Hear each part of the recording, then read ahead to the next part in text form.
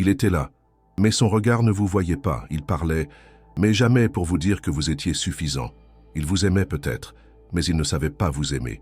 Et dans ce silence entre les gestes, dans cette distance invisible, quelque chose s'est fissuré en vous. Jung disait que l'image du père, qu'elle soit réelle ou absente, structure la colonne de l'âme.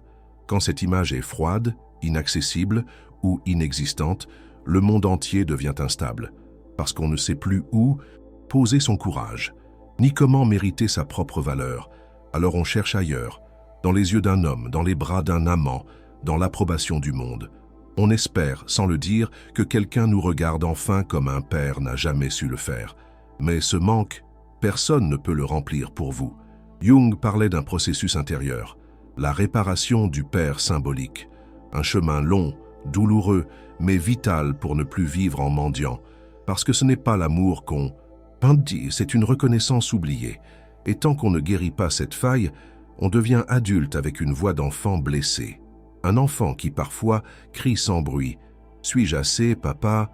Même si le père n'est plus là, même si vous avez grandi, le cri reste. Mais il n'est pas une condamnation. Il est un appel, un point de départ, celui de votre propre retour à vous. Ce voyage commence ici. Il ne vous a jamais pris dans ses bras. Ou alors, c'était mécanique, sans chaleur, sans mots. Un geste appris, pas ressenti. Et vous avez grandi avec l'idée que pour mériter l'amour, il fallait être sage, silencieux, utile.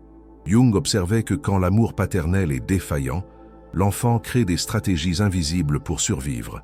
Il devient invisible, ou brillant, ou parfait, ou fort, mais jamais, simplement lui-même.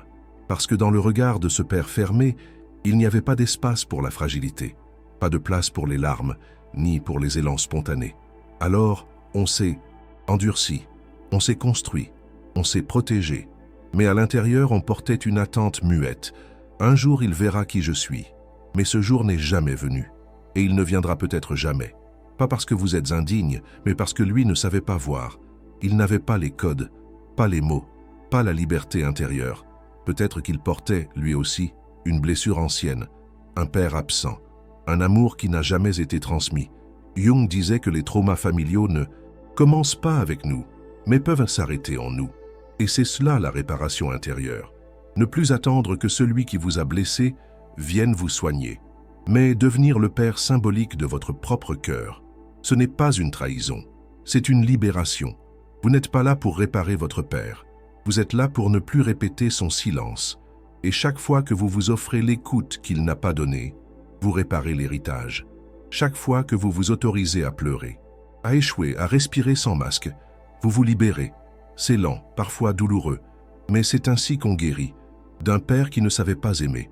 Vous avez peut-être cherché ce père dans d'autres hommes, dans un professeur admiré, un patron exigeant, un partenaire plus âgé, ou même dans un homme distant qui vous rejetait comme lui. Ce n'était pas conscient, mais c'était puissant. Jung appelait cela la répétition archétypale. L'esprit rejoue la scène, dans l'espoir secret de changer la fin, de cette fois-ci être assez, d'entendre enfin « je te vois, tu es digne ». Mais cette fin ne vient jamais, parce qu'on ne peut pas corriger une blessure en la confiant à ceux qui l'ont réouverte. Et tant qu'on ne voit pas cela, on devient prisonnier de nos choix invisibles. On appelle amour une dépendance. On appelle destin une répétition. On appelle sacrifice ce qui est en réalité de la peur. Peur de ne plus exister sans cette quête. Peur de regarder en face ce père qui ne viendra pas. Mais c'est là, précisément là, que commence la libération. Quand vous cessez de chercher l'amour paternel dans le regard d'un autre, quand vous n'avez plus besoin qu'un homme vous choisisse pour savoir que vous valez quelque chose. Ce détachement est brutal. Il brise une illusion, mais il vous rend à vous-même. Jung disait que la figure du père est aussi celle de l'autorité intérieure. Et tant que cette figure est associée au rejet, on doute de chaque pas. On se méfie de soi. On se sent imposteur, incapable, illégitime. Mais vous pouvez réécrire cette figure en devenant votre propre autorité, en vous donnant ce oui que vous avez tant attendu. Oui, tu as le droit, oui, tu peux te tromper, oui, tu es digne d'amour, même sans accomplir, ni prouver. Et ce oui, dit dans le silence d'une nuit, a plus de puissance que 1000 justifications. C'est ainsi que l'enfant blessé commence à guérir. Non pas en recevant enfin ce qu'il attendait, mais en découvrant qu'il n'en a plus besoin. Pour vivre, il y a une fatigue qui ne vient pas du corps, une lassitude sourde qui s'installe quand on a passé sa vie à prouver qu'on mérite d'exister. C'est l'héritage d'un père qui ne savait pas aimer, pas parce qu'il vous haïssait, mais parce qu'il ne savait pas comment vous regarder.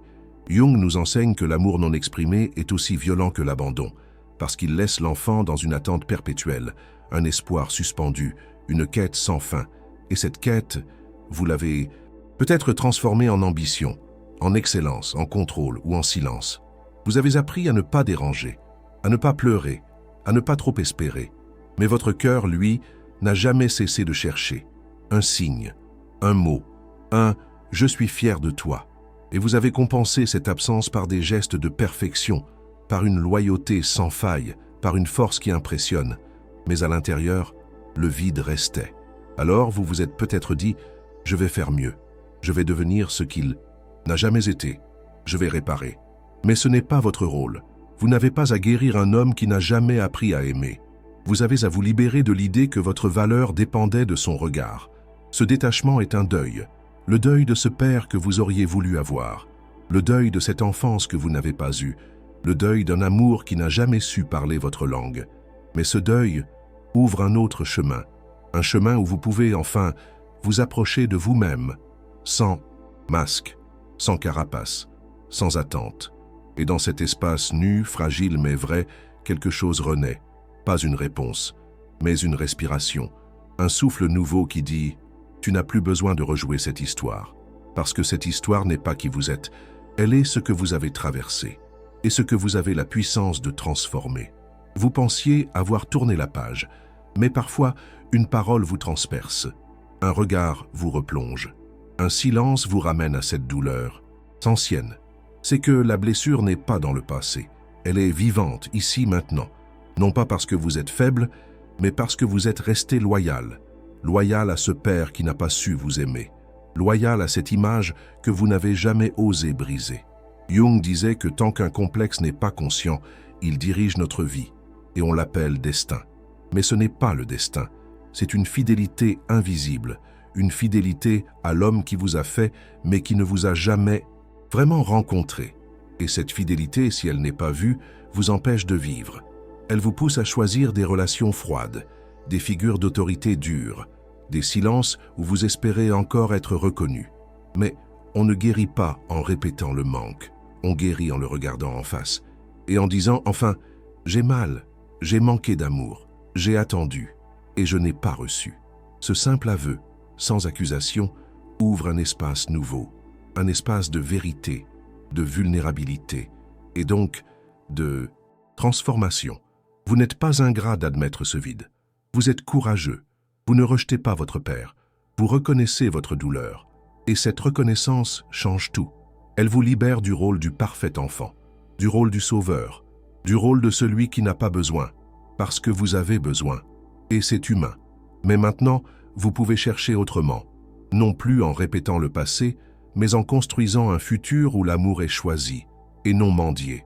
Et pour cela, il faut oser se dire oui, même si lui ne l'a jamais fait. Il y a une peur que peu de gens nomment, la peur de devenir comme lui, comme ce père qui vous a blessé par son absence, par son indifférence ou par son autorité dure et froide. Jung disait que ce que nous n'acceptons pas en nous nous poursuivra à travers les générations. Et parfois, cette peur silencieuse vous pousse à l'extrême inverse. Vous donnez trop, vous écoutez trop, vous vous effacez pour ne surtout pas reproduire. Mais ce trop n'est pas sain non plus, parce qu'il naît d'une blessure et non d'un choix libre. Vous ne guérissez pas une histoire en la renversant à l'excès, vous la guérissez en la regardant avec lucidité. Oui, votre père n'a pas su aimer, oui, cela a laissé des traces. Mais non, cela ne vous condamne pas à l'éternelle compensation. Vous n'êtes pas obligé d'être parfait, d'être fort, d'être le contraire. Vous avez le droit d'être vous, avec vos ombres, vos doutes, vos limites. Et c'est cela, la vraie. Sa réparation intérieure, ce n'est pas devenir meilleur qu'un père absent, c'est ne plus vivre dans son regard, c'est se défaire de cette voix intérieure qui vous juge avant même que vous ayez agi. C'est créer en vous un nouveau pilier, celui d'un père intérieur aimant, pas un père parfait, mais un père présent, juste, stable, celui qui vous dirait « tu peux échouer et je resterai là. Tu peux douter, et tu es toujours digne. Tu peux tomber, et je te relèverai. Et ce Père-là, vous pouvez le devenir pour vous-même, pas en un jour, mais chaque fois que vous cessez de vous punir, chaque fois que vous choisissez la tendresse au lieu du reproche. C'est là que le lien ancien perd son pouvoir, et que vous devenez enfin libre d'aimer autrement. Parfois, c'est dans le silence qu'on guérit, pas dans les explications ni dans les confrontations, mais dans cet instant calme où vous réalisez « je ne suis plus cet enfant ». Jung disait que l'âme n'évolue pas en répétant l'histoire, mais en la transmutant. Et pour cela, il faut un acte intérieur, un acte sans témoin, sans validation. C'est quand vous cessez d'attendre qu'il s'excuse, qu'il comprenne, qu'il vous voie enfin. C'est quand vous n'espérez plus un message, ni un geste, parce que vous avez compris qu'il ne sait pas. Il ne sait pas aimer comme vous en aviez besoin. Et peut-être ne saura-t-il jamais. Et ce constat ne vous détruit plus. Il vous recentre, il vous ancre, parce que vous réalisez que vous pouvez vous donner aujourd'hui ce que vous avez tant attendu hier. Ce n'est pas un mensonge, c'est une renaissance. Vous commencez à parler à l'enfant en vous, celui qui attendait au bord de la porte, qui voulait montrer son dessein, qui espérait un « je suis fier de toi ». Et vous lui dites enfin « je suis là, je te vois, tu n'as plus à attendre ». Et quelque chose en vous se détend. C'est subtil, mais c'est immense. Ce n'est pas une victoire sur le Père, c'est une victoire sur la boucle, sur ce cercle intérieur où vous reveniez toujours au même point, toujours ce besoin d'être choisi, toujours ce besoin d'être suffisant. Et là, le cycle s'arrête, pas par vengeance, mais par amour, l'amour de vous-même, l'amour de cette partie oubliée qui peut maintenant respirer librement. C'est cela la réparation, pas une fin spectaculaire, mais un retour doux à ce que vous auriez toujours dû sentir. Votre valeur est inaltérable et vous n'avez plus besoin d'être aimé par celui qui ne savait pas, parce que vous avez appris à ne plus douter. Il n'y aura peut-être jamais de réconciliation, pas de mots posés, pas de larmes partagées, pas de regard qui vous dira pardon. Et pourtant, vous pouvez guérir, parce que guérir, ce n'est pas réparer l'histoire à l'extérieur, c'est écrire une nouvelle page à l'intérieur. Jung disait que la transformation commence quand l'âme cesse de demander à l'extérieur ce qu'elle peut enfin se donner. Alors vous vous asseyez, un jour, en silence, et vous sentez que c'est fini. Fini d'attendre, fini de vous accuser, fini de chercher l'amour là où il n'est jamais venu. Et dans ce silence, vous entendez autre chose, votre propre voix, votre propre présence, et ce Père symbolique, né de votre douleur transmutée. Il ne vous dit pas quoi faire, il ne vous juge pas, il vous regarde et il vous accueille. Et à cet instant, l'enfant en vous baisse enfin les armes. Il n'a plus à prouver, il n'a plus à lutter, il peut juste être. Et cette liberté, aucune absence ne peut la voler. Elle est à vous, parce que vous êtes allé la chercher, parce que vous avez traversé. Alors aujourd'hui, vous n'êtes plus défini par ce qui vous a manqué, mais par ce que vous avez appris à créer. Vous êtes devenu ce qu'on ne vous a pas donné. Et c'est cela la vraie guérison. Si ce message vous a touché, laissez-le vivre en vous. Et si vous le souhaitez, partagez-le. Quelqu'un, quelque part, a peut-être ce même vide. Et ce que vous écrirez peut l'aider à le traverser. Dans les commentaires, vous pouvez écrire cette phrase « Je me libère du manque, je me choisis », parce que ce choix change tout.